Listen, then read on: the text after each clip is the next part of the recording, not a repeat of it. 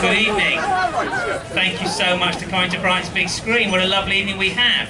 We have now no rain. We have sun appearing over the Palace Pier. I should say Brighton Pier, but I keep saying Palace Pier. And we have two of the greatest individuals I have met this evening.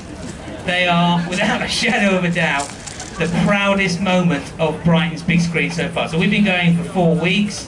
This has been an amazing film that we're about to introduce, but we have had a great time here, and I'm so delighted, I'm so pleased that Declan and Steve have decided in their infinite wisdom to come and grace us with their holy presence here this evening. We have some amazing people there in t-shirts and lovely masks. They have great masks as well. So I'm so pleased that we've been able to show Alpha Papa. It's been an amazing film for us. We've had literally thousands of people watching it, and it's been one of our best films throughout the whole of Brighton's big screen. So I would like you to give a huge Brighton and Hove welcome to Steve Coogan and Declan Lowney, because we are so pleased and lucky to have them.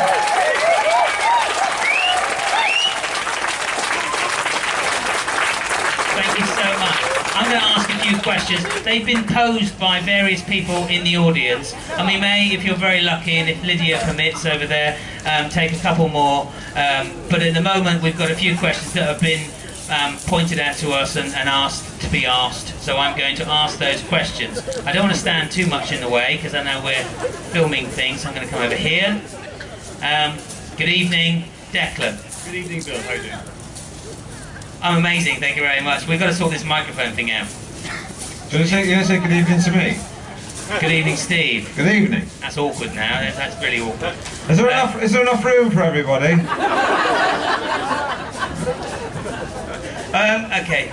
So we're gonna kick the questions off, and you're gonna share them. I'm gonna ask the questions. I'm gonna pass this bad boy to you, and then you don't have to ask me for anything again, other than the microphone again when you next need it. The first question is, and it's been posed by someone on the internet, which is a thing used with computers. And it's, what inspired the partnership? How did you guys get together and join forces to make Alpha Papa? And I'll go to Declan first, and then Stephen, you afterwards. Thanks very much, Bill. I'm glad you asked that question. I've known Steve on and off for about 10 years as a fellow Brighton person, and we've worked together a few times, and I think Steve, maybe I'd worked with him just before we started on Alpha Papa on Chris O'Dowd's Moon Boy.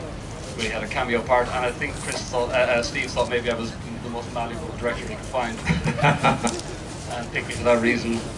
Declan's got a long and illustrious career as a comedy director, and all the great comedies you've seen on TV over the last 20 years.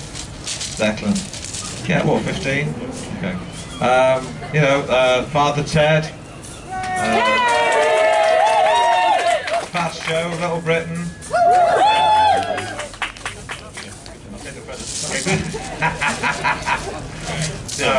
Yeah, so I just thought, well, you know, Declan's is an old hand and knows how to do it, and I knew that Partridge was a very difficult film to make because it was really chaotic and very disorganised. Because I'd just done a very grown-up film with Judi Dench that none of you probably saw, called Philomena. But and so I wasn't ready to do Partridge. It was in a bit of a mess, and it was a very crazy shooting schedule.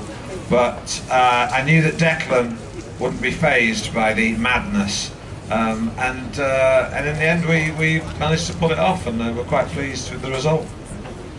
Well, I can only say that from us, like I said earlier, it's been probably the best film for reaction, and that is, and this is the third year Brighton's big screen's been running, so we've run this for the Olympics in 2012 and then for this year, and the reaction to Alpha Papa has been electric. We've had the most amazing receptions and the most amazing laughs. So I'd just like to ask from my question, so the writing process, how long does that take, and how involved is that, and is that kind of something that you sit certain times each day to, or do you think, right, okay? It was a mess. That was a complete mess. It wasn't. We hadn't finished writing it when we started shooting it. The writing hours were 7 o'clock every night till 10 o'clock every night, and then 8 o'clock in the morning. Yeah. You know, I was with myself and the Gibbons brothers, Rob and Neil, who write no, they're not literally Gibbons. That's their surname. Although a monkey could write some of the comedy you see on TV these days. But no, we wrote the script. We tried to write a script a few months in advance, and then when we started shooting it, I finally got around to reading it and realised it wasn't funny enough. So we just rewrote it every night. We were rewriting to the early hours every day and trying to get the scene right, and even rewriting on set. So it was completely crazy. It wasn't done in a very disciplined process. But sometimes, I mean, sometimes the result of it being chaotic is that you have ideas there when you're on the set and you just think up something and you throw it into the mix, and it means there's a kind of a spontaneous quality to the comedy. Great. And who's got the firearms fetish? Because there's an awful lot of firearms going on in that movie. I mean... Well, we just thought we're doing a film, and people like guns in films, so we thought we'd put some guns in it. Well, there was plenty of them, and I love the shotgun. That was just a nice touch. You know, why wouldn't you have a shotgun in a movie? Okay, so we have another question from one of our bloggers, and that's Alan and Barbara, and they say, what are the challenges of turning a successful TV series into a film?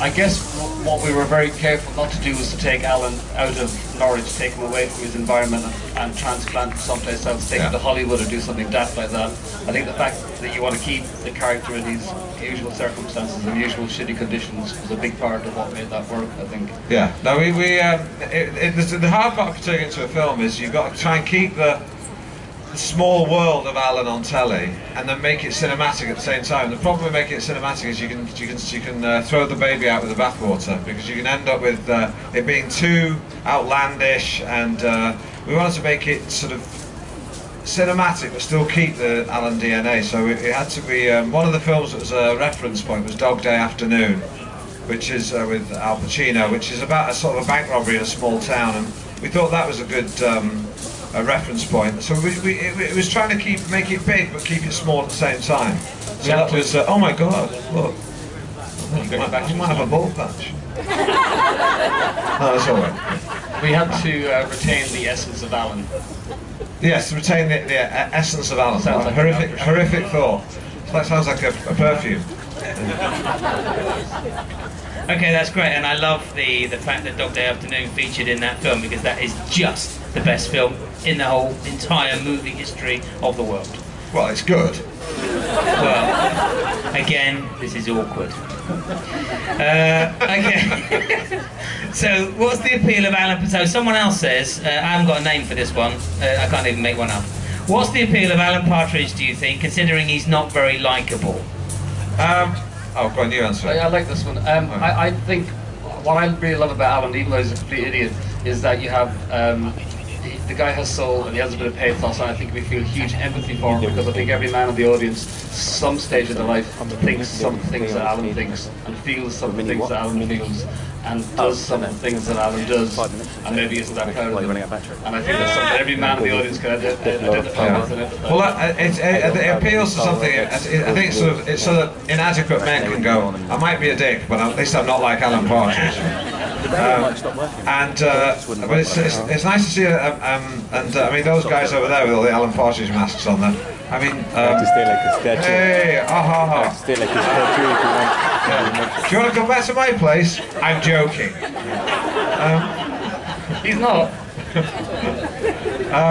Yeah. Okay, great. Thank you very much for that. That's good. So, and we have another question, which is my favourite of the entire evening, and it's from a friend of Joanne Brown.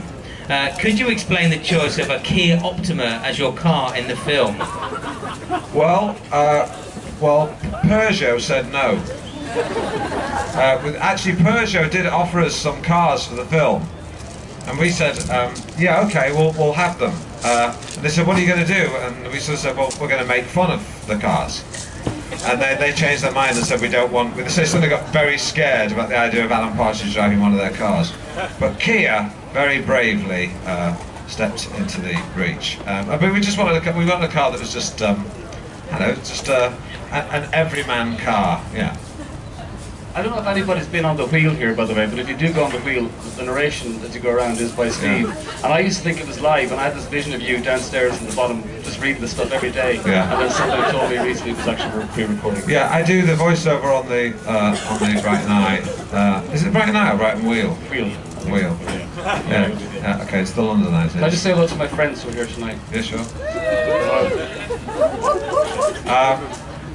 No, yeah, I do the voiceover on the Brighton Wheel, and I think there's a mistake in one of the things I say. I'm not quite sure it is, but if anyone can spot it, then and get in touch with my agent, then I'll send them a signed photograph.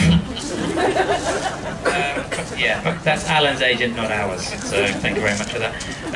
And this is a great question. I think it's come from pretty much everyone in the audience tonight, apart from people at the bar. No, it probably came from them as well. Would you like to do more Alan Partridge if the opportunity arises, or maybe a sequel?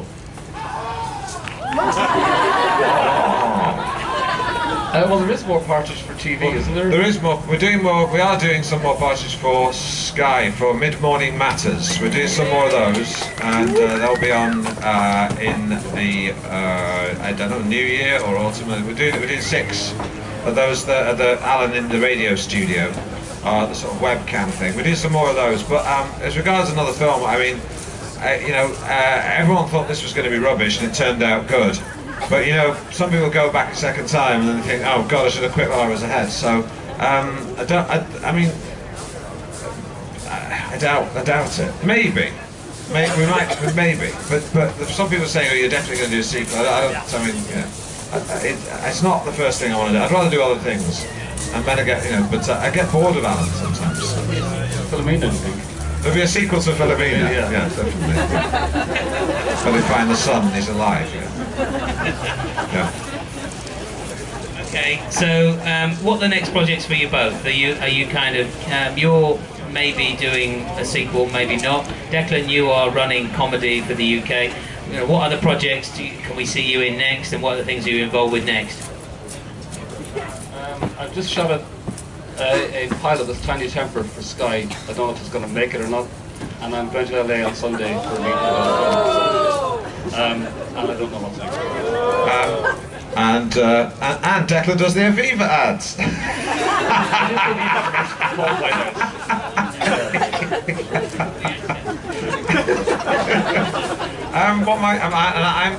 I'm writing some more films. That's what I'm doing at the moment. So mainly writing.